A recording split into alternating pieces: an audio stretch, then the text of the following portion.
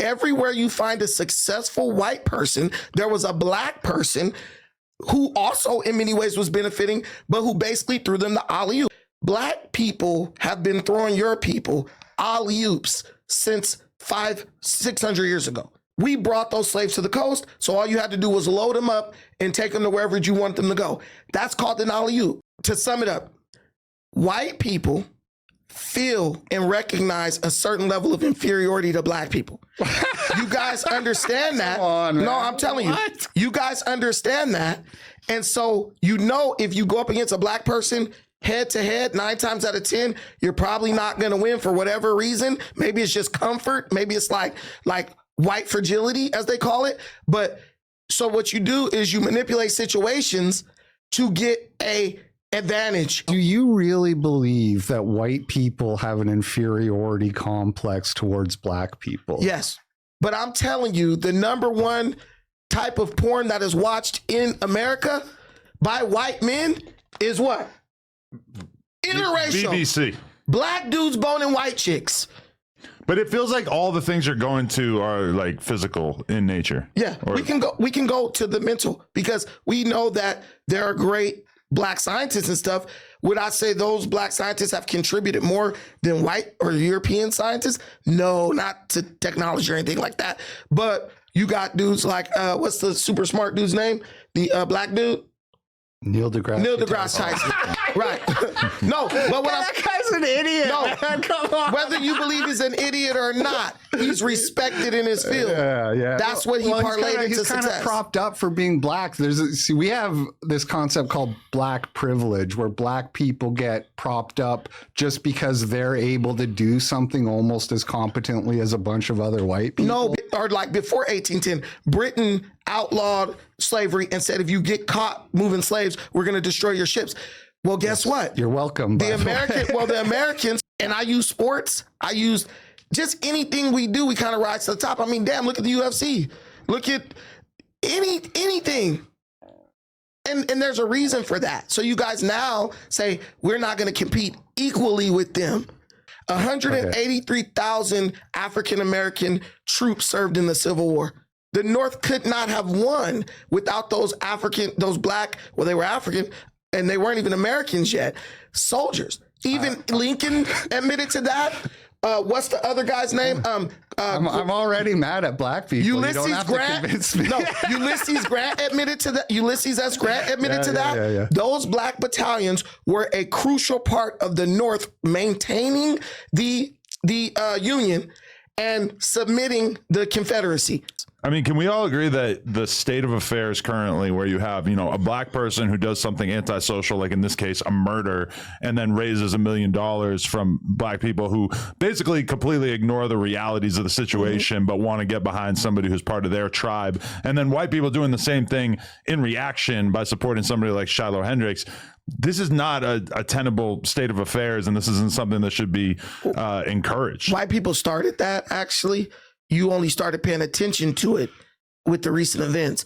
Dylan Roof had a GoFundMe, bro. Let me give you some names you know. Bernie Sanders, Andrea Ocasio-Cortez. Puerto Rican. Listen, no, right. But see, now we want to go into religion. See, but Joe Biden, he was talking that shit, and then at the very end, he was like, hey, we got to drop that shit because it's hurting us. But you're not willing to go along with him when he says that he doesn't feel any solidarity with Jews. No. Because Jewish people and white people, which Jewish people are white, they have been in cahoots in many economic ventures that have hurt a lot of people around the world. Then that just brings me back to my original thing, which is, well, I got to get the people who are killing us to stop killing us. Right. And you want me to tell you how you do that? Yes, please. Stop stripping parents of their power to discipline their children. That's all this is rooted in. You didn't have this shit happening in the 40s, the 50s, when white people were the most racist. Less white people were dying at the hands of white people, of black people. Yes. Why is that? Because your daddy beat your... No, because I know that's what you want to think, but this is the thing. Because if your daddy is in the house and he gonna beat your ass if you go out there and do something crazy, or your mama gonna whoop your ass if you do something crazy, that's going to make you think twice before you go do some degenerate shit. That's going to force you to kind of straighten up. Okay, so you guys both agree that the country should be segregated. I believe segregation hurt the black community. Desegregation. Right. And I believe that his white people and your white people literally manipulated that situation to destroy the black nuclear family and the black economy. Should we split the country down the middle approximately? Not now. Where do we put the Hispanics? No? Okay. So now you're determined to be one with the white people. No, now I'm determined to take the steps necessary to restore black autonomy. If you're a gambler, okay, if you understand probabilities and statistics, you understand you're safer around a bunch of white people than you are around a bunch of black people. Like, it's as simple as that. I wouldn't even argue that point. You're 100% right. No one's holding a gun to your head, making you go out and commit crime. No one's forcing you to not comply with the police officer who pulls you over to give you a ticket. Right. You know what I mean? So there's just like all these obvious problems, but there's no accountability. So my fatigue is increasing as this conversation keeps going, because I can't. It's like nothing is your fault. Nothing is your people's fault. Everything is white people's fault. Black people pretty much accept whatever white people say. This is what we doing now. You guys stop killing us. You guys stop. Get a job. Raise your kids. You guys, listen. What happened was your new orders just went. What happened is you guys were too successful, and you're victims of your own success. You need to get a shot of this guy like dead on, because he hates Jewish people, but you look Jewish as hell, especially with those glasses. You put a little yarmulke on this dude. I do get that. I know. If you put a little yarmulke on this dude, they wouldn't even know. They'll be like, Rabbi. Yeah, I did my DNA test just to make sure, and I'm all angry because people say that, man. I'm looking at this guy's beard, the nose, the eyes. I'm just like, this guy is Jewish.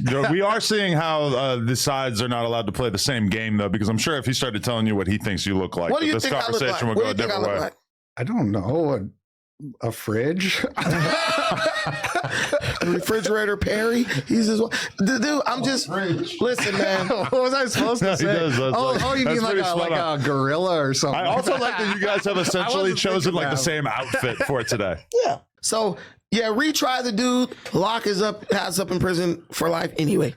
Oh, come on, man. Putting aside the laws, what the laws say, you're contradicting yourself again, because you're saying the problem is we can't take out the trash. They'll put us in jail. Derek Chauvin took out the trash. They put him in jail, and you're glad about it because he's white. I'm not glad about it. He's white. And you said lock him up. You just said lock him up. Oh, so now you don't want me to use race to determine the outcome like you do.